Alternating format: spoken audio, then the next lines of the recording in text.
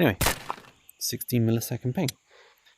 It's thanks to, we go to that, this sucker, the VodaPhone Ultrahub. It's a Wi-Fi 6E with a 2.5 gigabit router. It's over 2 years old now, so you can pick these things up on eBay apparently for as low as £15. Now I paid $40 for it. But you think that's 6 gigahertz, 160 megahertz bandwidth with a 2.5 gig Ethernet connection. I've got it plugged into an Intel i255 or 225. I recommend the 226, but an Intel-based Ethernet to that. Better than the Realtek ones. Whatever Realtek, their driver stack, it just isn't as good.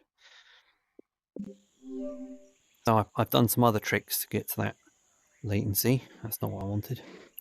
We're using foveated streaming. It's a QuestPro. Obviously using a slightly low resolution, using the Snapdragon to bring it up. I can't tell the difference between that and high. I've disabled video buffering. I've disabled synchronous warp. You get a big warning you really shouldn't do that, and I don't know. It looks fine. 90 frames, about the best I can handle.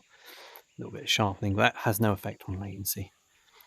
If I were to turn things on, then the ping will probably go up to about 40 milliseconds, and it'll be a bit smoother. If you were playing a game like Half-Life Alyx, probably want to leave it on that setting. But with this sucker, with this game, you want to obviously the lowest latency you can manage the best. There you go, it's settling down again. Yeah, we'll go down to about 15 if I'm not recording, but I am recording. If it's a super cheap 2.5 gig, 6 gigahertz router, the VodaPhone Ultrahub has restrictions, of course. I'm using it as a dedicated router there.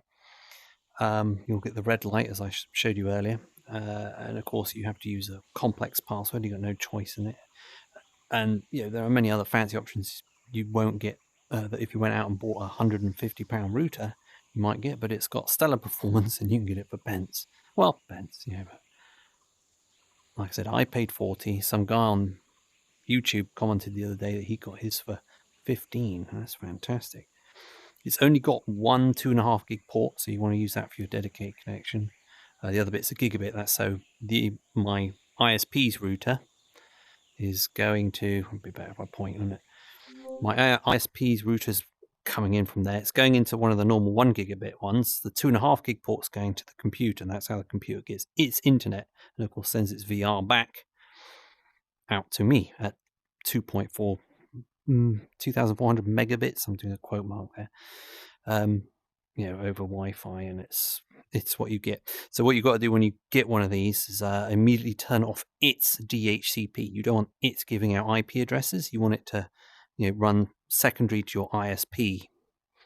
That you'll have to configure before you connect it to your home network. So it'd be literally computer, router, do a factory reset, turn off DHCP, set up some Wi-Fi, then plug in your ISP's hardwired connected into that, and then it'll get an address, your computer will get an address via that from your home ISP, and then you're golden.